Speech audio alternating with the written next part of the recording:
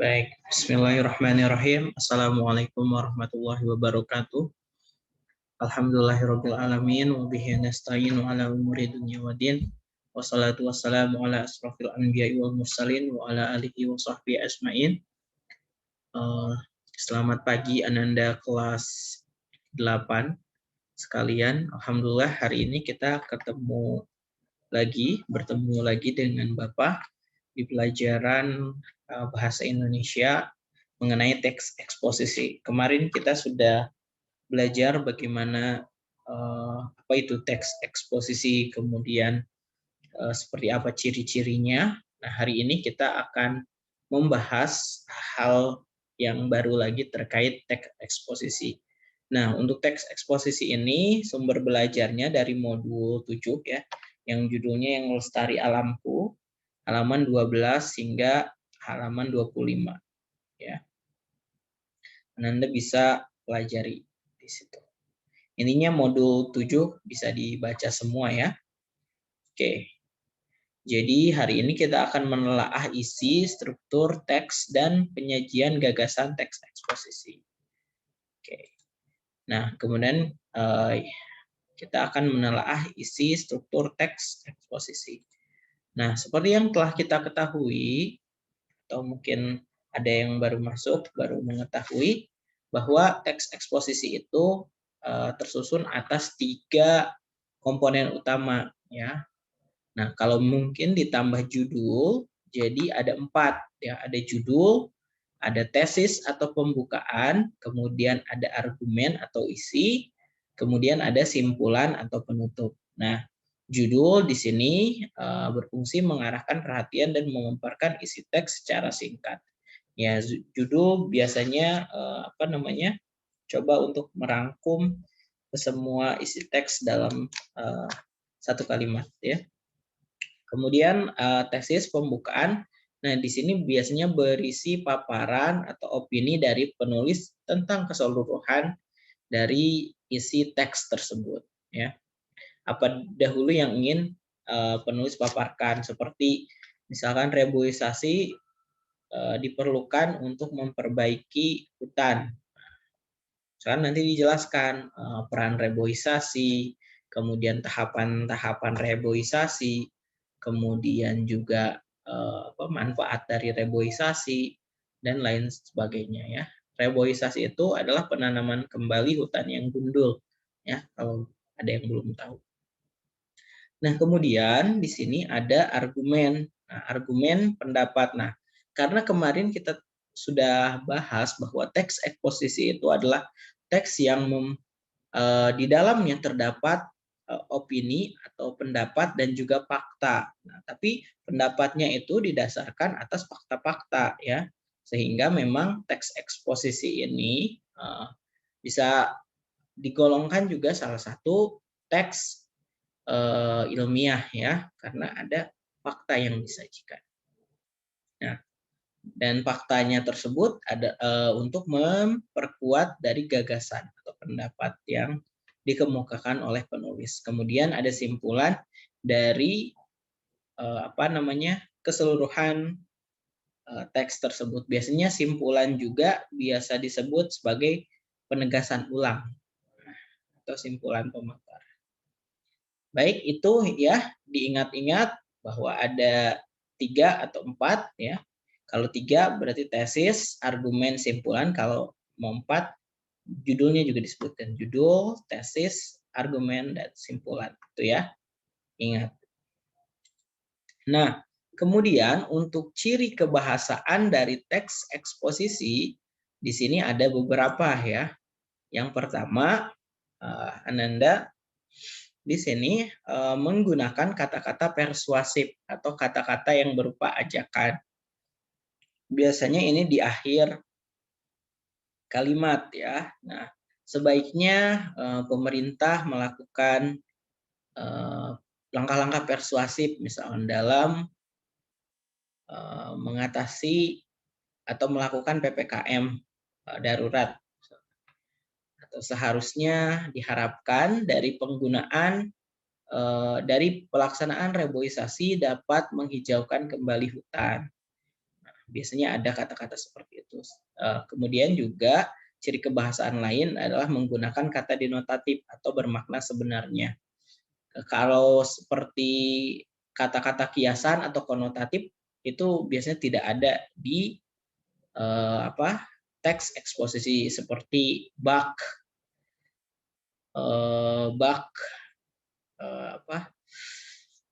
ayam yang kehilangan induknya misalkan, kan tidak akan ada di teks eksposisi. Teks eksposisi itu harus disampaikan secara ilmiah. Misalkan bak bak anak ayam kehilangan induknya, artinya tidak tahu cara menyelesaikan masalah. Nah, jadi disampaikan bahwa pemerintah daerah tidak tahu bagaimana cara menyelesaikan masalah terkait kasus COVID ini. Gitu kan.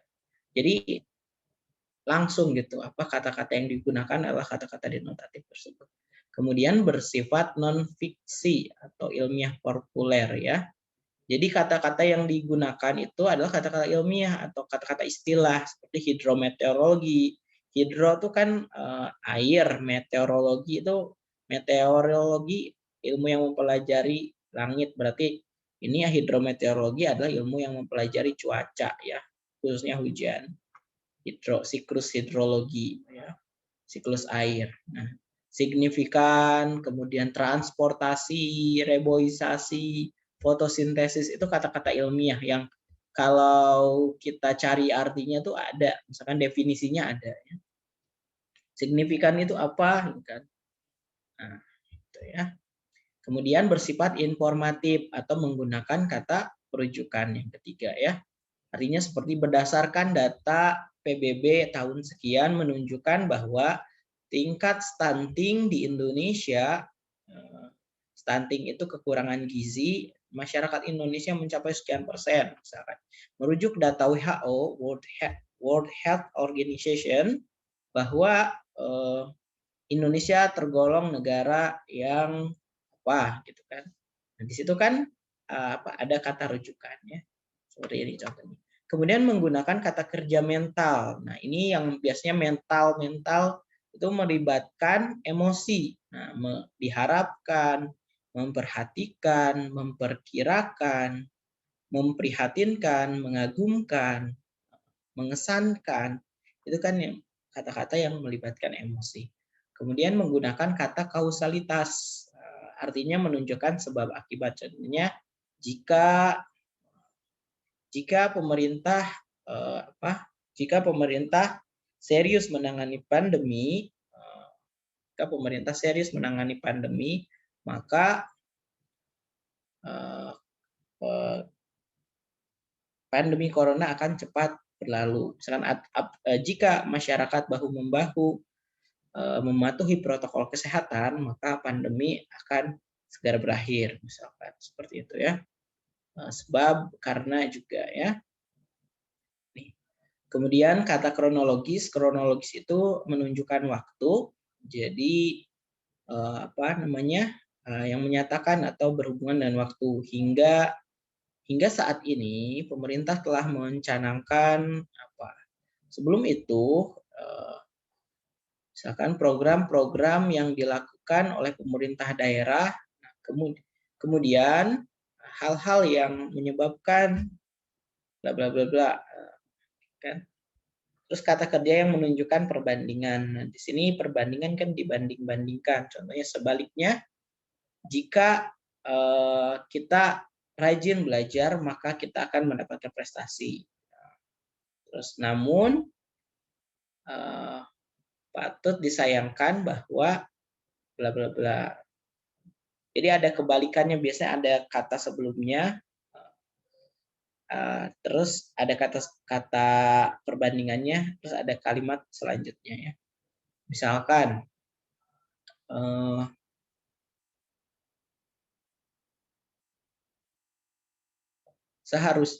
seharusnya pemerintah melakukan jangan pemerintah terus.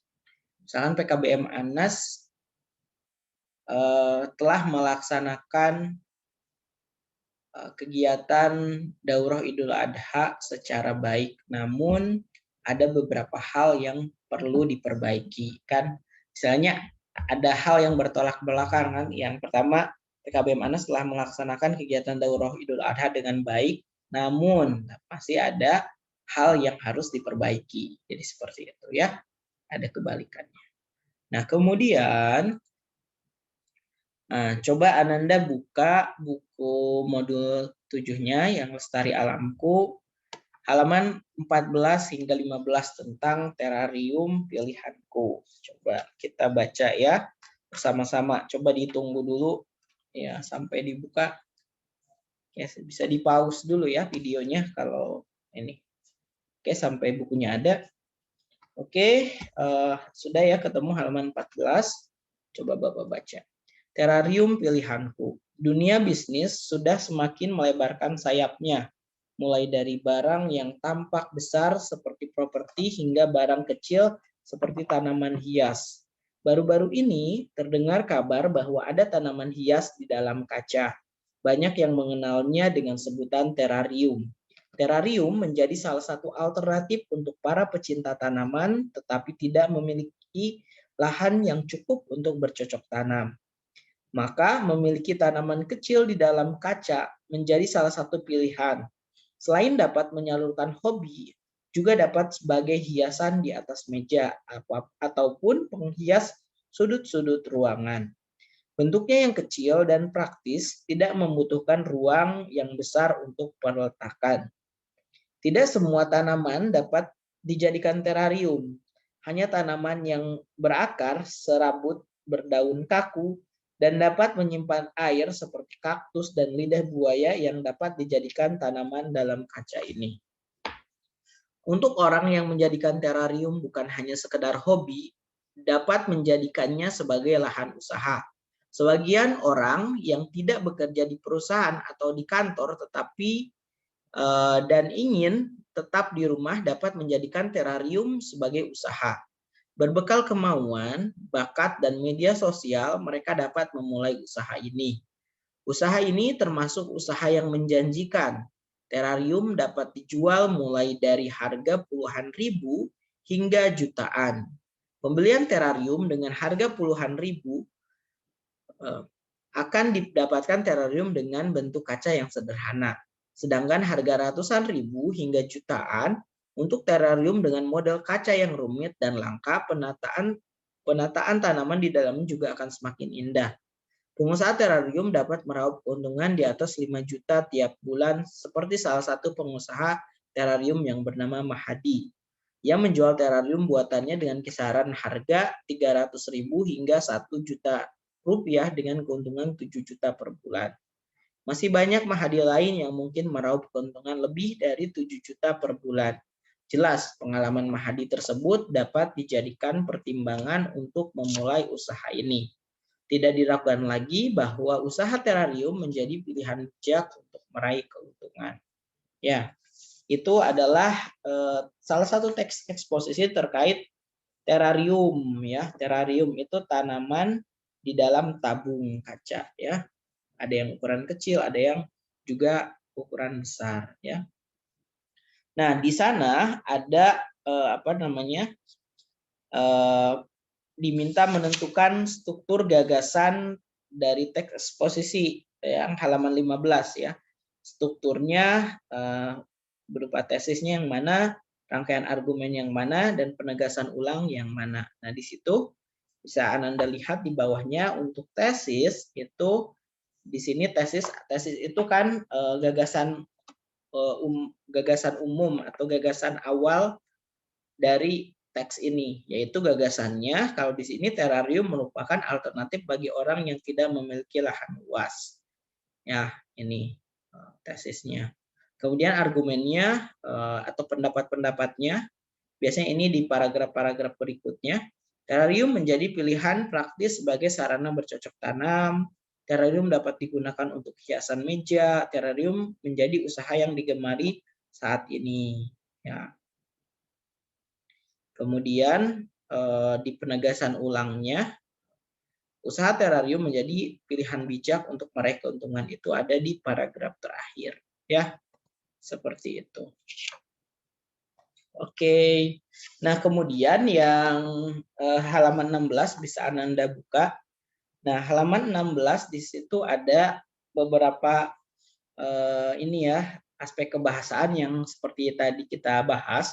Ada penggunaan istilah, konjungsi kausalitas, kata kerja mental, kata kerja perujukan, kata persuasi. Nah, kalau di sini yang termasuk kata istilah ada properti, kemudian juga ada terarium itu sendiri, ada efektif ya.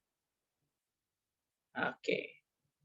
Nah, kemudian kalau di kata kerja kausalitas itu ada kata hingga ya. Di dunia bisnis sudah semakin melebarkan sayapnya, mulai dari barang yang tampak besar seperti properti hingga barang yang kecil seperti tanaman gitu ya. Itu konjungsi kausalitas yang hingga itu yang kronologis ya, bukan kausalitas ya.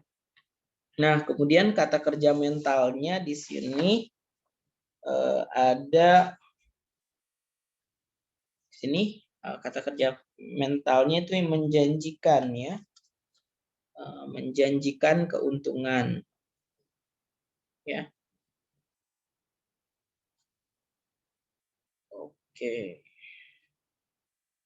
Nah, usaha ini termasuk usaha yang menjanjikan gitu ya.